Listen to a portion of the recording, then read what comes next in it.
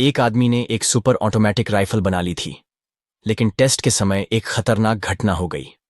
उसने बिना झिझक ट्रिगर दबाया और अगले ही पल गोली ने दूर खड़ी 10 सेंटीमीटर मोटी कंक्रीट की दीवार को भेद डाला। आदमी को अपनी आंखों पर यकीन नहीं हुआ।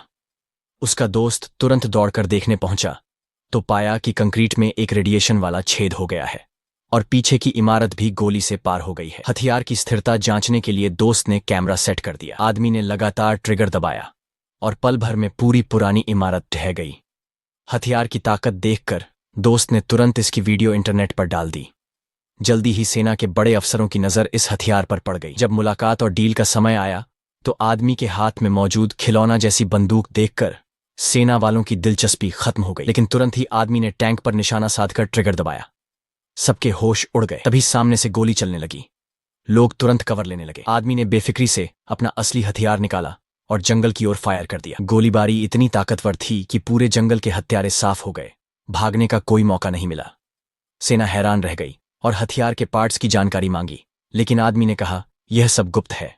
हाँ, अगर साझेदारी हो तो तकनीकी डेटा दिया जा सकता है। सेना उसे बड़े टेस्ट ग्राउंड में ले गई। तैयारियां पूरी होते ही आदमी ने ट्रिगर दबाया। झटका इतना जोरदार था कि 100 मीटर दूर खड़े फोटोग्राफर भी गिर पड़े, लेकिन किसी को चोट नहीं आई। हथियार की ताकत देखकर सेना के मन में लालच आ गया, लेकिन आदमी को अंदाजा नहीं था कि एक दिन घर लौटने पर वह अपनी पत्नी और बच्चों को गायब पाएगा। कुछ अजनबियों ने उन्हें अगवा कर लिया और पैसे नहीं बल्कि बंदूक का नक्शा मांगा। मजबूर होकर उसने हामी भर दी। जगह पर पहुंचकर उसने देखा कि ये वही लोग थे जो सेना के अफसर के आदमी थे। दरअसल उन्हें उसकी कीमत ज्यादा लगी, इसलिए हथियार मुफ्त में हथियाने के लिए ये चाल चली। मजबूरी में उसने डील की और परिवार वापस पा लिया। पर परिवार को सुरक्षित करने के बाद उसने अपनी दूसरी अल्टीमेट गन निकाली। जल्दी ही आवई अपने साथियों के साथ छत पर पहुंचा। उन्होंने सिग्नल बूस्टर लगाया और दुश्मन के वाहन पर नजर रखी। हथियार में पहले से लोकेटर फिट था, जिससे वह आसानी से ट्रैक कर सकता था। जैसे ही वाहन रेंज में आया, आवई ने अपनी दूसरी पीढ़ी की सुपर राइफल निकाली। ये देखने में खिलौना वाटर गन जैसी थी, लेकिन ताकत और रेंज पहली पीढ़ी से कई गुना थी।